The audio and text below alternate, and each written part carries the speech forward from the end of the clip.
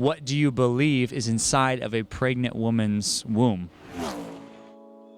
Do you matter? What's your best argument for human rights? Why does human life matter more than zebras or even a bouquet of flowers for that matter? Some people might say that we don't. Humans don't matter any more than cats or dogs or cockroaches. In the Darwinian worldview, we're just animals who sprang from non-living stardust. We are rocks with legs. Does that worldview have anything good to say about the value of human life? Let's take a deeper look at the consequences of evolutionary thinking and where it's led the men who believed it the most.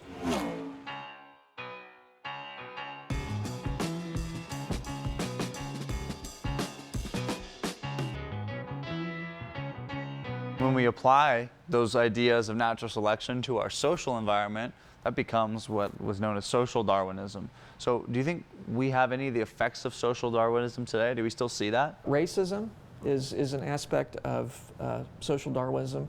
Charles Darwin was a racist. There's no doubt about that. He believed that the Caucasians were the most evolved race and so on, and that stems from his faulty view of origins. If we really are just rearranged pond scum, if we're just evolved animals, then some people are more evolved than others. And so why not treat certain groups of people that you believe are less evolved, why not treat them like animals? So as an atheist, how do you explain things like racism and sexism, and why are they wrong? I think it's just, as humans, it's always like a survival kind of thing, that like everyone's a little genetically different, but that doesn't make us like different as humans. Why do I believe that things like racism and sexism are wrong?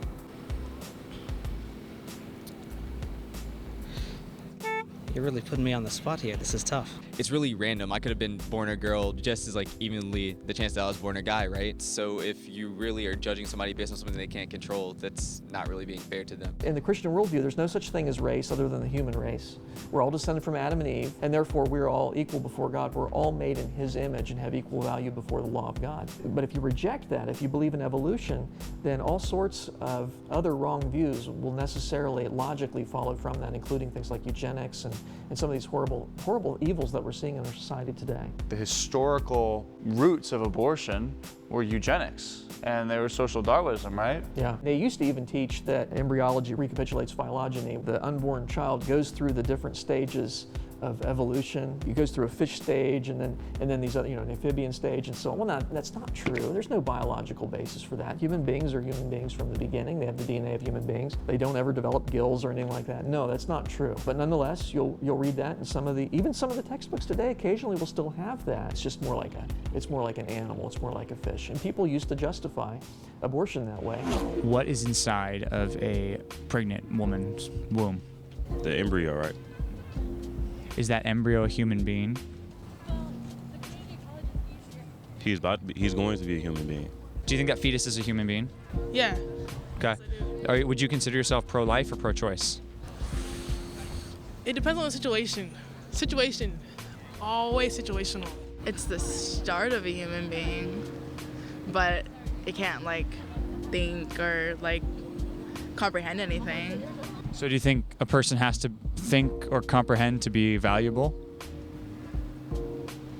No. God looks at children far differently than we do in our society. You don't want children. That's going to be an inconvenience to you, so we'll abort those and so on. That's horrible, whereas children are a blessing from God. Today the conversation has shifted and it's just become accepted. Most people today recognize that an unborn child is a human being, but they just don't feel that it's wrong. They used to use evolution to argue for that, and now it's to the point where it's become so accepted they don't need to bother anymore. It seems like a lot of the people who say that natural selection is how we got here are some of the same people who try to help people who are weak and try to help people with their homework, and it doesn't seem to square up with what they say they believe. It's an inconsistency in their thinking. On the one hand, we know we should help people. It's built into us, and that's because they're made in the image of God. Sure. And so are we, and so we should help them. But on the other hand, if evolution were true, then hey, you're actually preventing our species from improving by helping the weak to survive, because evolution's all about the strong dominating the weak. And the more consistent evolutionists act that way, believe it or not. There are some that say, yeah, the weaker they should be left to die. You should sterilize people that have these conditions and so on. Hitler took that to an extreme. He thought, well, these group of people, these are preventing our species from continuing. That was a rational application of an evolutionary worldview, really. The truth is, Whether you believe in a godless evolutionary system or that God directed creation, both worldviews require faith. The question then is, which faith is correct, and what are the consequences for believing the wrong thing? If evolution is true and God isn't real, then we don't stand to lose much. We all end up in the darkness of oblivion. But if God is real and He designed us, then we are accountable to Him for our behavior. The Bible paints a picture like a courtroom scene where people line up to be judged by the judge of all of heaven and earth, and guilty criminals will end up going to hell. If that's true, we have a lot to lose. Don't you think it's worth your time to consider the arguments for God? Up next on Road Trip to Truth. The tools that we use to prove things, tools like science, logic, things of that nature, the rationality of the mind, all those things depend on biblical creation being true.